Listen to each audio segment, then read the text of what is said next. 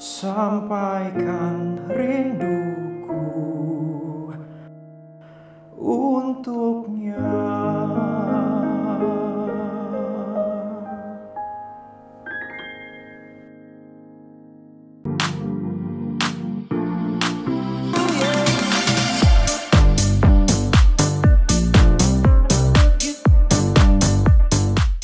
Halo sobatku, salam sehat, salam teduh untuk sembuh. Kembali jumpa lagi dengan saya Jody Visnu dalam program Bincang Asik Sobatku, persembahan dari Rumah Sakit Dr. Un Solo Baru.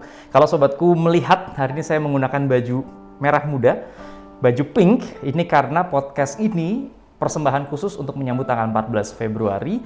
Dan kita sudah kedatangan seorang narasumber yang akan membahas dengan tema yang ada di sini. Sayang itu tidak memaksa, sayang itu saling menghargai. Kita sambut Kak Ola. Apa kabar Kak Ola? Halo Dokter Jody, sehat? Kabar baik, Dokter Jody sehat ya? Sehat, bersyukur sekali sampai sekarang masih berbahagia. Ini adalah Kak Fabiola Audrey, Magister Psikologi yang kita kerap sapa sebagai dengan panggilan Kak Ola yang ada di Rumah Sakit Dr. Un Solo Baru. Silakan mungkin bisa memperkenalkan diri dulu. Ya. Halo sobatku yang di rumah, perkenalkan nama saya Fabiola Audrey Nayawan. Saya psikolog klinis yang telah aktif di Rumah Sakit Dr. Un Solo Baru sejak tahun 2017. Biasanya sih menangani kasusnya pada anak-anak, remaja, dewasa, hingga lansia. Jadi nanti boleh dok kalau pengen konsul gitu ya. Oke. Nah podcast kita hari ini temanya spesial Kak Ola. Menyambut tanggal 14 Februari yang seperti tadi kita sudah sampaikan. Tema kita hari ini adalah move on dari mantan. Wah, sebetulnya 14 Februari adalah hari kasih sayang. Tetapi tidak menutup kemungkinan dengan kondisi hari kasih sayang itu juga masih ada banyak yang belum bisa merasakan kasih sayang. Masih banyak yang merasakan kasih sayang sebelumnya, ingin melihat-lihat lagi pengalaman dia yang sebelumnya. Tetapi harapannya adalah move on itu adalah bagaimana untuk bisa melepaskan dengan baik, berdamai dengan diri sendiri, yang hari ini kita akan bincangkan dengan Kak Ola di sini. Tapi sebelumnya, sobatku jangan lupa subscribe channel YouTube Rumah Sakit Dr. Un Solo Baru dan juga follow akun Instagram untuk bisa banyak mendapatkan informasi seputar edukasi dari Rumah Sakit Dr. Un Solo Baru. Kak Ola, di tangan saya sudah ada beberapa pertanyaan dan dikumpulkan rekan-rekan semua di lapangan juga, teman-teman dari tim podcast ini. Yang pertama, Kak Ola, bagaimana kriteria hubungan yang sehat? Oke, nah hubungan yang sehat ini pertanyaan yang cukup menarik gitu ya dok ya. Menarik. Jadi banyak dari kita tuh yang masih belum paham tentang pacaran yang sehat itu gimana sih, relasi yang sehat itu gimana. Selama ini yang mereka pahami adalah pacaran pokoknya saling menyayangi, ada itu udah sehat. Padahal kita harus lihat lagi. Pada dasarnya relasi yang sehat itu ketika kita tidak kehilangan jati diri kita. Ketika kita tidak kehilangan jati diri kita. Betul. Seperti apa? Jadi nih? Contohnya begini, ada beberapa kasus gitu ya. Mungkin saya sambil sharing kasus gitu Silakan, ya. silakan, menarik. Jadi ada beberapa kasus itu yang remaja baru kenal cinta monyet lah gitu kan. Itu mereka datang ke saya bilang kalau aku sekarang nggak bisa ini nih ikut aktivitas hobi yang aku lakukan gitu ya. Kebetulan dia hobinya lebih ke outdoor. Nah, gitu kan hobinya having fun di outdoor, tapi ternyata tidak bisa dilakukan lagi. Karena apa? Karena ada batasan-batasan dari pasangannya ini. Nah, jadi pasangannya ini kepinginnya kamu harus selalu ada buat aku. Kapanpun, dimanapun, gitu ya, setiap saat harus siap sedia. Nah, ini yang tadi mungkin kita lihatnya ini sehat gitu ya. Kok ada selalu, wah ini siaga nih gitu ya, calon suami yang bagus nih gitu ya. Tapi ternyata kita lihat lagi, siaga, tapi kalau dianya kehilangan jati dirinya, dia kehilangan kebebasan untuk berkarya, berkembang, itu sudah bukan lagi suatu hal yang sehat. Apalagi kalau disertai dengan yang namanya kekerasan, baik kekerasan verbal maupun non-verbal. Kekerasan verbal dan non-verbal. Contohnya gimana Kak Ola nih? Kok ada kekerasan verbal, non-verbal? Ya, jadi kalau kekerasan verbal itu biasanya kata-kata, kamu nggak bisa apa-apa tanpa aku. Seakan-akan itu bukan ini ya, bukan hinaan, tetapi itu tanpa disadari akan menurunkan self esteem atau kepercayaan diri seseorang. Itu yang non verbal contohnya. Kalau yang yang verbal, kalau yang non verbal ya ke arah pasti arah fisik. Nah, itu sudah jelas itu bukan yang sehat gitu ya. Tetapi ketika kata-kata yang tadi kamu nggak bisa apa-apa nih tanpa aku, itu sudah bukan suatu hubungan yang sehat berarti. Jadi hubungan yang sehat salah satunya, apakah pujian itu juga merupakan salah satu hubungan yang baik disertai dengan pujian dan pengalaman gimana Kak Ola? Nah, kalau untuk pujian itu tentu ya siapa sih yang suka dipuji gitu ya. Bukan dalam artian ingin diagungkan, tetapi kan terkadang kita itu sebagai manusia ingin dihargai. ingin mendapatkan suatu penilaian yang positif lah dari orang lain. Nah, itu juga sangat penting. Tetapi ketika pujian itu tadi berlebih atau bahkan sudah tidak sesuai dengan realita, itu juga sudah nggak sehat sih. Seperti baik. itu. Jadi semuanya oke sejauh dengan porsinya dia sendiri. Betul, semua harus ada porsinya. Sebagai seorang psikolog nih, psikolog klinis ya Kak Ola ya. Bagaimana Kak Ola melihat tren hubungan anak muda belakangan ini? Nah, tren anak muda belakangan ini kayaknya beda ya sama zaman kita dulu. Zaman kita dulu ya, oke ya, kita seumuran ini, kita seumuran. Beda ya. Kalau sekarang itu kita bilangnya modern dating, Dokter Jody. Modern dating, menarik. Modern dating. Apa itu modern dating? Apalagi di masa pandemi seperti ini ya. Banyak anak-anak muda yang pakainya aplikasi gitu kan. Nah, aplikasi terus nanti mereka kopi darat, banyak banget yang kayak gitu. Nah, ketika di aplikasi ini banyak anak-anak itu yang anak muda yang berlarut. Mereka hanya mendapatkan sebuah penghargaan tuh dari sebuah teks. Tulisan. Nah, ini bisa membuat rancu gitu ya. Wah, dia cinta mati ini sama aku, dia mau nih. Sehingga ketika kita diminta untuk melakukan suatu hal yang negatif gitu ya kita ikut-ikut aja. Nah, ini bahaya gitu ya. Tuh kalau untuk yang belum berpasangan. Tetapi yang sudah berpasangan atau akan berpasangan, ini juga ada kasus-kasus lain, Dokter Jody. Waduh, gimana? Iya, jadi banyak ya kasus cinta itu luas. Kasusnya banyak ya, ternyata luas ya. Kayaknya ini podcastnya gitu bisa berjam-jam. Tapi silakan, gimana? Kalau untuk yang akan berpasangan atau sudah berpasangan, itu biasanya mereka kurang bisa untuk menyeimbangkan antara pikiran dengan hati, gitu ya. Mungkin kalau Dokter Jody sering dengar gini, mencintailah dengan segenap hatimu. Kita lupa kalau kita punya logika, kita punya akal gitu ya. Nah, ini akhirnya muncullah istilah bucin gitu ya. Nah, di modern dating ini banyak banget kata-kata yang singkatan-singkatan bucin, budak cinta, karena mereka hanya tergerakkan oleh emosinya, perasaannya semata, tapi mereka lupa membawa logika. Nah, ada penelitiannya juga nih Dokter Jody. Gimana? Jadi ada penelitian di luar gitu ya, tahun 2014 kira-kira. Itu penelitiannya gini, adanya penurunan fungsi kognitif pada passionate lovers.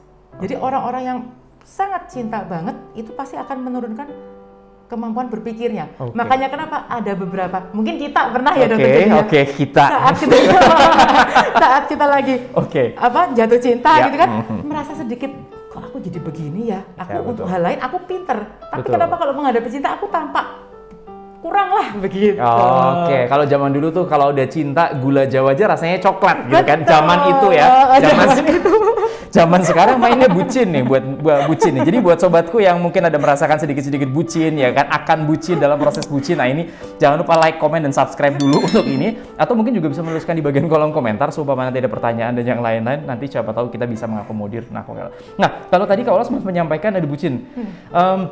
Sebetulnya banyak kasus yang terjadi seperti itu ya dalam zaman-zaman sekarang ini ya. Mungkin zaman yang sekarang ini orang senang sekali dengan kata-kata segala macam berhubungan dengan kenangan masa lalu, segala macam yang berhubungan dengan perasaan dia dan sebagainya. Kemudian senang juga mengungkapkan di sosial media. Gimana kalau itu orang-orang sering ya jatuh cinta nulis di sosmed, ya putus cinta nulis di sosmed, galau nulis di sosmed, sampai harapannya nanti ada yang lihat gitu. Silakan Kak. Nah, ini kita tanya dulu nih. Monggo. Yang ngelihat siapa dulu nih Dokter? Nah, siapa nih? Yang ngelihat yang ditaksir ataukah teman-teman? Nah, kalau ini masih terkait sama modern dating ya. Kalau yang ngelihat yang ditaksir itu ada istilahnya lagi gitu ya. Gimana? Gatsbying. Ya, kita sengaja posting sesuatu atau ngelempar umpan lah. Nanti kira-kira si doi nonton nggak ya, gitu kan? Nonton nggak, yang ngelihat nggak sih statusku? Nah, terkadang kita bermain dengan pikiran kita tuh juga pikiran kita tuh juga musuh terbesar kita sih semestinya. Kita berpikir kalau dia ngelihat story aku nih, berarti dia naksir nih sama aku. Nah, itu yang bisa jadi masalah. Dan terkadang masalah bucin-bucin ini tidak melulu dari orang lain yang mengakibatkan itu, tapi dari diri kita juga bisa, tanpa disadari kita yang membuat diri kita menjadi seorang budak cinta. Itu Gatsbying. Gimana dengan istilah-istilah modern dating sekarang? Karena kita kan mengikuti perjalanan anak muda di generasi milenium, generasi Z dan yang lain-lain. Kalau generasi milenial dulu modelnya begini, sekarang yang Z. Tadi dibilang ada Gatsbying. Gimana dengan ghosting? Wah, ini ghosting ini ya. Kalau ghosting ini kebetulan baru kemarin nih saya dengar istilah dari teman saya ya. Kalau ghosting itu kan tiba-tiba hilang ya. Bahasa Indonesianya petasan, Dok. Petasan? Pergi tanpa alasan. Oke. Jadi ghosting dan petasan tuh hampir sama. Oke, gitu ya. ya. Nah, kita harus kembali lagi kalau ghosting itu kita lihat lagi gitu ya, relasinya seperti apa. Kalau relasinya seakan-akan tampak sudah ada hal lebih di antara mereka berdua, mungkin yang sudah mengarah ke arah romance gitu ya, dan tiba-tiba menghilang, ya itu bisa dibilang sebagai ghosting gitu kan. Tetapi kita harus melihat lagi karena relasi romance ini kan sifatnya subjektif ya. Mungkin ada setiap orang punya bahasa cinta yang berbeda, bahasa kasih yang berbeda, sehingga kita memaknai itu bisa pasti berbeda-beda. Oke. Kalau mereka yang tips untuk mereka yang jadi korban ghosting? Untuk mereka yang korban ghosting, kita harus lihat lagi ke dalam diri kita. Apa sih yang aku harapkan? Aku kepingin punya pasangan tuh yang seperti apa? Kita kembali evaluasi kriteria yang kita mau. Nah, setelah kita evaluasi kriteria tadi, kita cocokkan dengan yang di lapangan. Oh, ternyata dia tidak sesuai dengan kriteriaku. Wajar sih kalau ghosting kita terus sakit hati, jengkel, kecewa, wajar. Mau dibilang baper itu wajar karena kita manusia. Pasti kita punya perasaan gitu ya. Jadi nggak salah baper itu, tetapi ketika baper itu berlebihan dan mempengaruhi kehidupan kita sehari-hari, baru itu jadi masalah. Jadi yang penting adalah satu, kenali dulu kriterianya. Dua, menerima perasaan kita gitu ya, menerima perasaan kalau oh ya memang aku sakit hati gitu ya, aku terluka. Lalu ingat kembali apa yang bisa membuat aku bahagia selama ini, dan jangan mengharapkan kebahagiaan itu dari orang lain atau pasangan kita, karena kebahagiaan itu bukan tanggung jawab mereka gitu ya. Dan yang terpenting jangan tanya kenapa. Semakin kita tanya kenapa, dan terkadang yang ditanyakan kenapa ya dia kok meninggalkan aku, gak ada yang bisa jawab. Gitu ya. Karena sempat ada nih yang konsul sama aku, Dokter Jody. Kenapa ya kok dia selingkuh? Gak tahu gitu ya. Gak tahu. Yang bisa menjawab adalah orang yang selingkuh misalkan seperti itu. Ya kita nggak bisa menjawab karena terkadang semakin kita tanya kenapa itu hal-hal yang tidak bisa kita kontrol. Dan itu akan semakin membuat kita overthinking. Semakin membandingkan kita dengan orang yang dia pilih gitu kan. Nah, itu yang kita harus mulai hindari. Dan hindari dengar lagu galau sih. Hindari dengar lagu galau. Kalau kita bilang lagi sayang-sayangnya, kemudian lagi ditinggalkan saat kita lagi sayang-sayangnya, kan berat sekali ya. Melihat dengan tulisan bahwa sayang itu tidak memaksa, sayang itu saling menghargai. Kalau memang dia mungkin sudah mengambil keputusan, pasangan itu katakanlah sudah ambil keputusan untuk mengghosting. Pada dasarnya kan kita bertanya tadi kenapa dan sebagainya ya. Jadi otomatis kan membuat kita jadi lebih kesulitan harus gimana. Tapi memang harus berdamai itu sangat penting dengan diri sendiri ya. Kembali lagi kepada apa yang bisa kita lakukan, kemudian membuat kita menjadi bahagia dengan aktivitas kita. Ya sudah.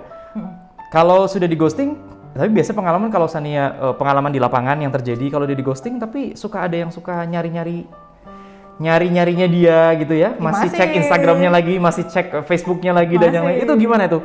Masih. Udah di dan ghosting. itu manusiawi sih, Dok. Oke. Gitu ya. Dia kan nggak bisa dikontak nih, tapi kan biasanya kadang-kadang sosmed tetap ada yang beberapa yang aktif, cuma mungkin tidak dibales. Kepo gitu ya. Kalau kepo gimana tuh? Nah, semakin kepo, kita perlu ingatkan kembali sih, Dokter Jody.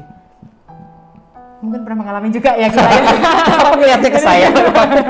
Pernah mengalami juga mungkin ya. Gimana? Jadi semakin kepo, semakin kita mencari tahu, itu semakin sakit hati nggak coba? Nah, jadi untuk mengantisipasi sakit hati, mungkin boleh di stop lah keponya, atau mungkin kalau unfollow nanti seakan-akan kok kayak anak-anak gitu ya. Boleh kok di mute.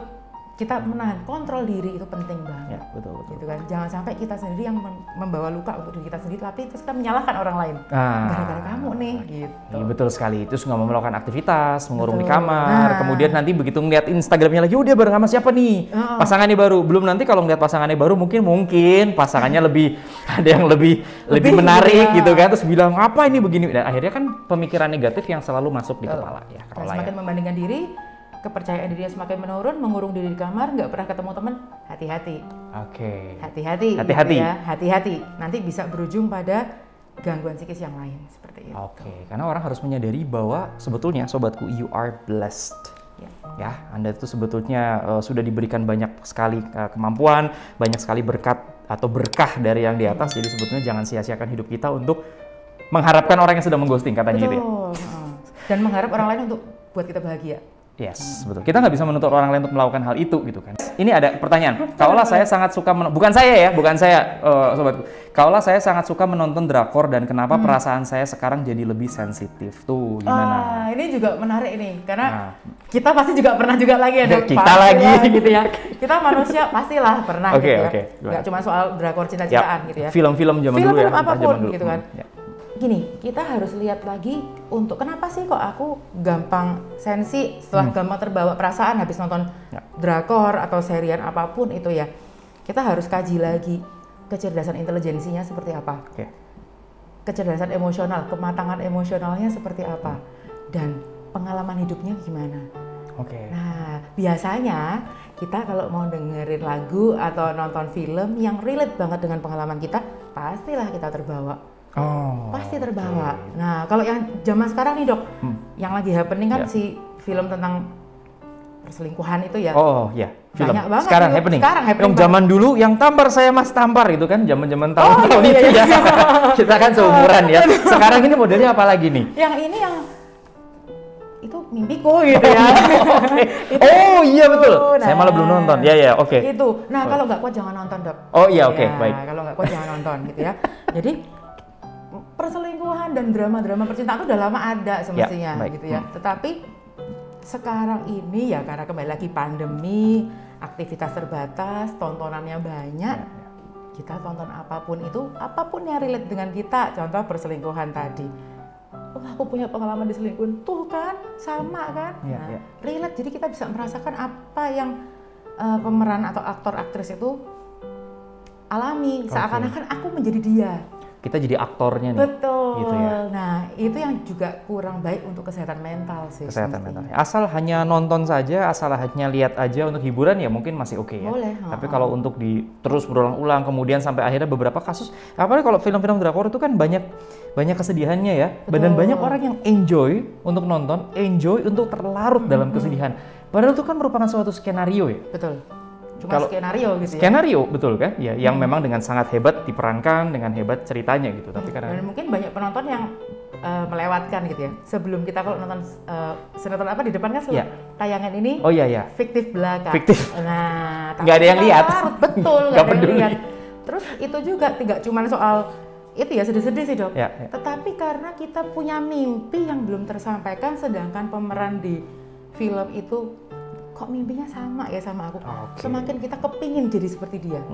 Nah, jadi nggak cuma soal sensi ya, tapi juga tentang mimpi atau kayak contoh, aku kepingin nih honeymoon ke Kapadokia gitu kan, naik balon udara, ternyata kok di sini enggak ya, aku kepingin ya punya suami atau kayak ini, seperti itu.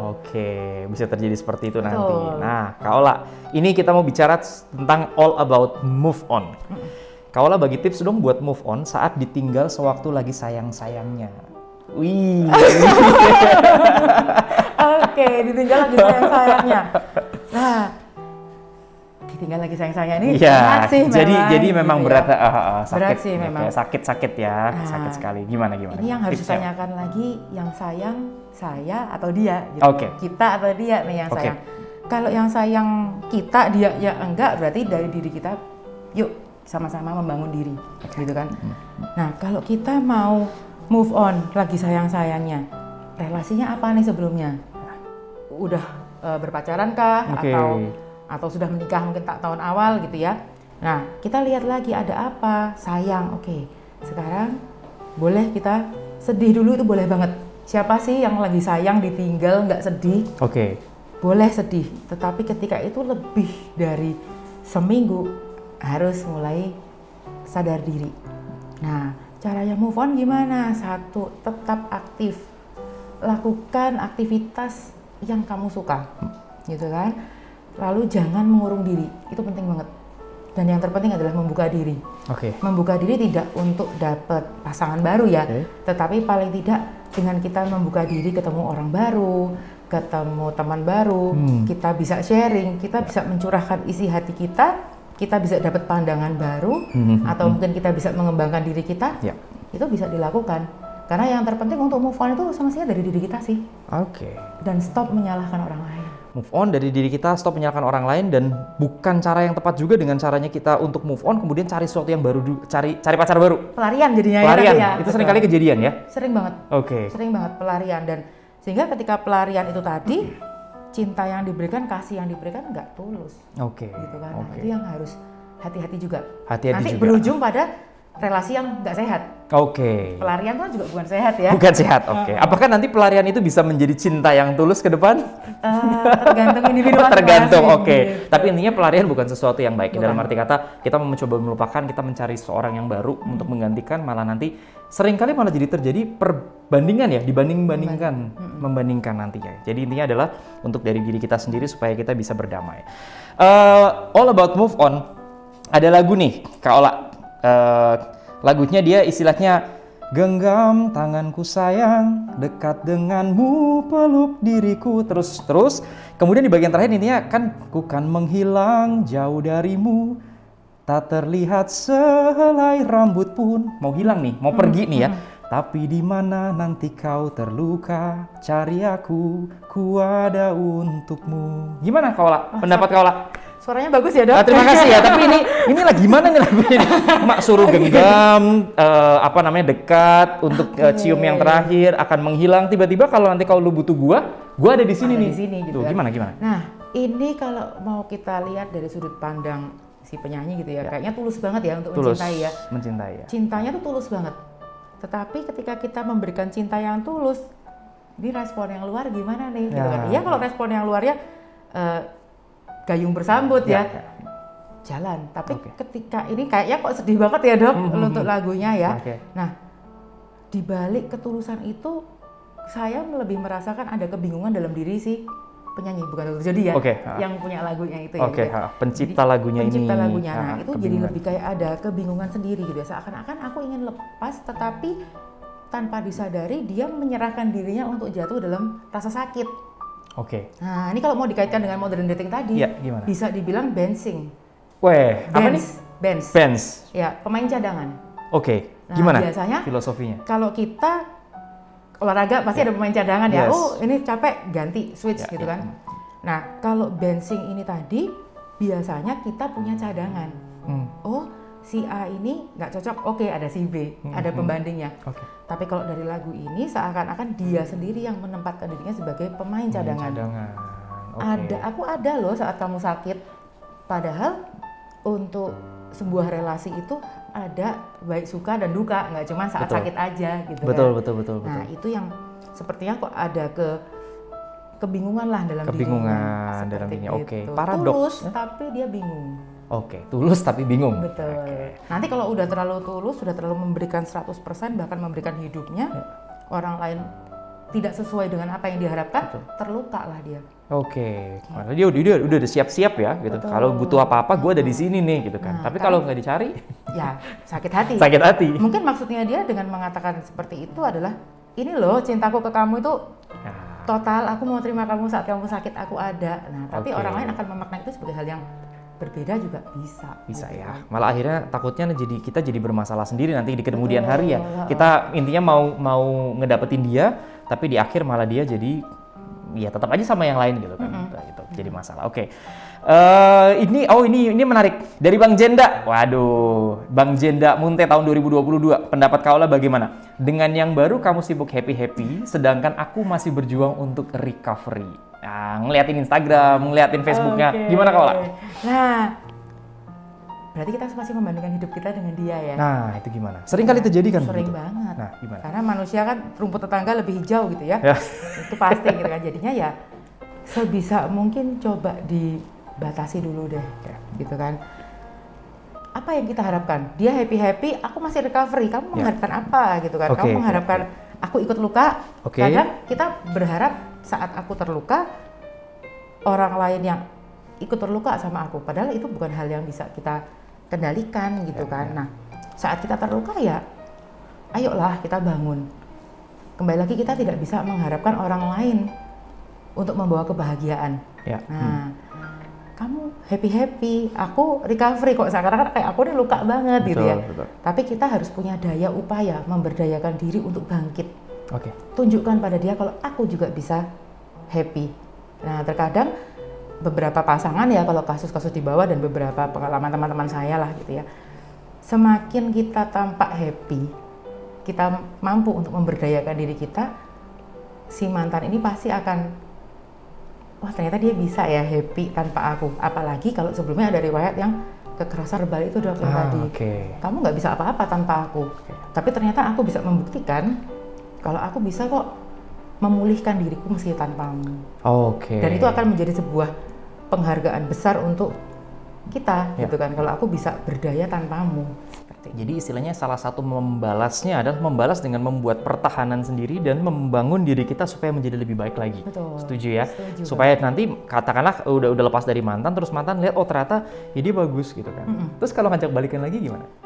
Nah, balikan lagi. Itu nggak ada di sini pertanyaannya, kita tambahin gitu ya. Gimana? Kalau ngajak balikan lagi biasanya kalau kasus-kasus di lapangan nggak ya langsung tapi lebih ke inilah kontak lagi ya, kontak lagi gimana? Biasanya kita akan tanyakan gitu ya, oke ngajak balik lagi. Dulunya bubarnya karena apa? Kita harus belajar dari pengalaman gitu ya. Seseorang menjadi mantan ex gitu ya, pasti ada alasannya. Yuk kita ingat kembali, bukan mau mengingat-ingat tentang salahnya dia, enggak, tetapi jadikan ini sebagai sebuah pelajaran. Nah, jangan sampai kita dijadikan sebagai alas. Oh, aku ditinggalkan sama yang kemarin, aku baliknya sama kamu ya, gitu. Nah, itu nanti secara penghargaan diri juga pasti akan kita tanpa sadar akan menurun juga. Ya harus hati-hati. Harus hati-hati. Ini ada lagi quote dari Bang Jenda. Waduh, Bang Jenda nih rame nih tahun 2022 nih, quote-nya banyak. Mengingatmu adalah rasa sakit terbesar dalam hidupku, tapi aku tidak mau kenangan tentangmu terhapus dari memoriku. Gimana pendapat Kak Ola? Ini quote yang terakhir dari Bang Jenda. Silakan. Memang dilukai itu, disakiti, ya pasti perih ya. Pahit lah untuk kita mengingat-ingat kembali, tetapi kenangan itu tidak bisa dihapus. Gitu kan, apalagi kalau yang kenangannya, wah dulu aku ngeteh di sini nih, gitu kan. Nanti setiap kali lihat cafe itu atau coffee shop itu jadi ingat-ingat, gitu kan, ingat-ingat. Nah, itu nggak masalah sih, mau mengingat-ingat memori itu tidak masalah. Tetapi kalau memori itu tadi menutup pintu kita untuk orang lain masuk, itu akan jadi hambatan kita, dan bukan orang lain ya yang menutup, tapi kita sendiri yang menutup pintu. Jadi kalau istilah saya itu gini Dok, biar gampang dipahami ya. Ibarat orang hadir dalam hidup kita tuh kayak mau melangkah lewat pintu, gitu kan. Tetapi ketika dia ini tidak punya kejelasan yang pasti, jangan ngalangin pintuku dong, orang lain mau masuk nih, kan gitu ya. Ini kita sendiri yang nutup pintu, bukan orang lain yang berdiri di situ. Jadi kita yang menutup ini dengan bayang-bayang. Nah, itu nanti yang akan menghambat kita untuk mau membuka diri. Ya nanti masalahnya hanya berputar-putar di situ lagi gitu kan. Ya. Karena kita memang sebetulnya adalah captain of the ship-nya itu kita ya. Kita tuh king dalam diri kita tuh rajanya ya. Betul. Atau ratunya. Jadi otomatis kita harus bisa menguasai sendiri perasaan itu supaya bagaimana ke depan itu kita yang menentukan ya, mau move on, mau apa, mau kondisi bagaimana, tapi orang harus selalu menyadari, terutama sobatku sekalian harus menyadari bahwa you are blessed. Jadi memang Anda itu penuh dengan berkat dan penuh dengan berkah, supaya jangan terlalu banyak terpuruk dengan hal-hal yang seperti itu. Jangan bucin bentar ya, jangan kelamaan. Tadi dibilang berapa, seminggu? Gitu. Jangan lama-lama gitu kan. Tapi intinya kamu sangat punya banyak sekali kesempatan untuk bisa berkarya lagi. Apalagi ya kayak gini besok umur-umurnya masih pada relatively gimana? Quarter life, 25 tahun biasanya. 25 tahun nih. Yang belum 25 hati-hati nih ya. Nanti kalau ke arah situ kemudian bucin, jangan lupa langsung buka Instagram dan buka YouTube channelnya Rumah Sakit Dr. Solo Baru untuk melihat perbincangan kami, karena siapa tahu bisa mengingat lagi ya, supaya betul-betul bisa move on ya, bisa melihat. Dan kenangan-kenangan yang lalu itu kan kadang-kadang bukan masalah kita pendam ya, tapi kita menyadari hal itu, kemudian bisa rekonsiliasi dan berdamai dengan diri kita sendiri. Ya, jangan sampai nanti nginget lagi ke coffee shop situ lagi. Belumnya kalau coffee shopnya ntar dibongkar gitu. Nah, jadi masalah lagi gitu lagi. Kan? Kenangannya hilang. Nah, Kak Ola, pertanyaan yang terakhir. Boleh. Ini ada minta tips. Kak Ola minta tips buat kita-kita yang mau memulai lagi hubungan dengan orang yang baru setelah ditinggal. Ya apapun itulah, hubungan baru. Silakan. Cara memulai hubungan baru ya. Jadi kita harus sadar dulu. Kemarin aku bubarnya karena apa ya? Selesai dulu. Damai dulu. Selesai. Damai, selesai dan final. Case close. Ya. Nah, masalah udah tutup buku. Kadang aku takut nih untuk memulai relasi baru dengan orang lain. Ada pentingnya kita bilang istilahnya detox dating. Oke. Jadi kita hanya membuka pintu untuk kenal orang banyak. Oke, cuman kenal, tapi tanpa ekspektasi apapun. Dan kita pun juga tidak boleh untuk memberikan sinyal-sinyal yang dirasa bisa untuk membuat orang lain mispersepsi gitu ya. Oke, ya. Nah, itu yang kita harus antisipasi dulu. Detox dating itu penting sih terkadang. Tapi kita harus ingat lagi, orang seperti apa yang mau aku cari. Aku mau ketemu orang baru yang kayak gimana. Mungkin dulu pasanganku pernah bilang sisi negatif yang dari diriku. Yuk coba dilihat lagi, itu bener nggak? Kalau iya ya ternyata aku ini moody orangnya, misalkan gitu.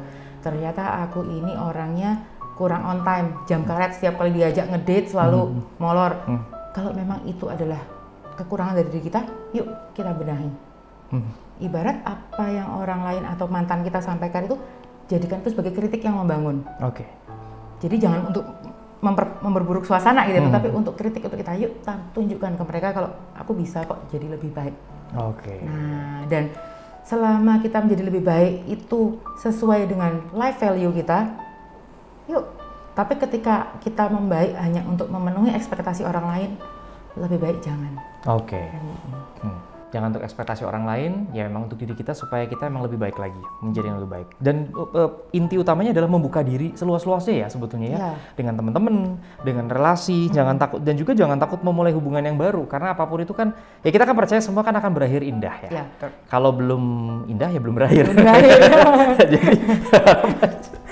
tapi intinya adalah supaya kita percaya bahwa di atas itu kan ada, kalau kita berbicara secara religius itu kan ada empunya kehidupan. Ya, ada yang ngatur jalannya di situ. Kenapa kita harus merasa begini, kenapa harus begitu, yang penting jangan menyesali terlalu lama. Dalam arti kata kita lakukan selalu hal yang positif.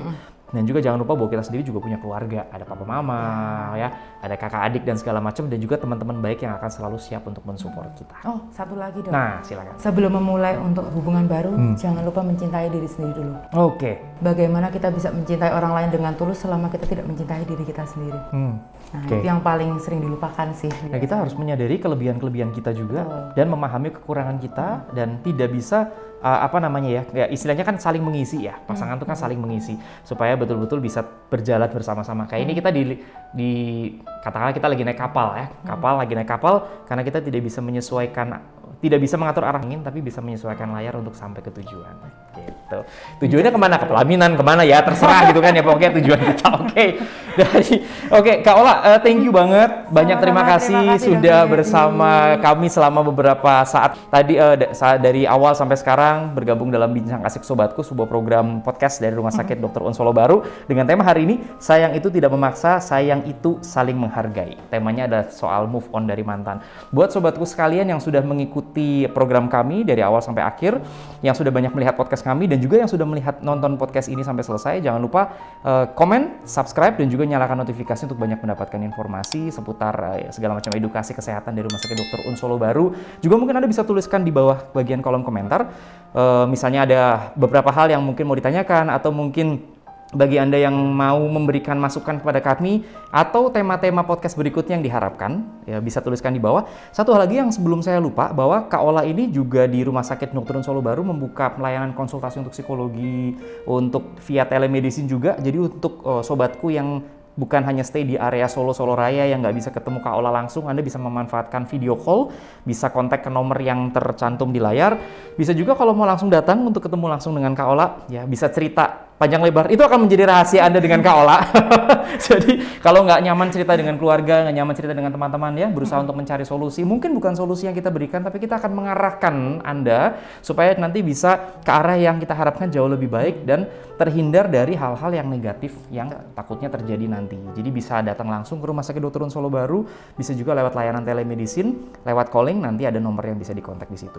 Buat Anda semua yang masih galau, dan buat Anda semua yang menyambut tanggal 14 Februari hari Valentine, akan galau, sedang galau, dan juga sudah post galau, semoga bisa terhibur bisa teredukasi lewat perbincangan kami dari Rumah Sakit Dr. Un Solo Baru. Terimalah salam hangat kami, salam sehat, sampai jumpa lagi, dan salam teduh untuk sembuh.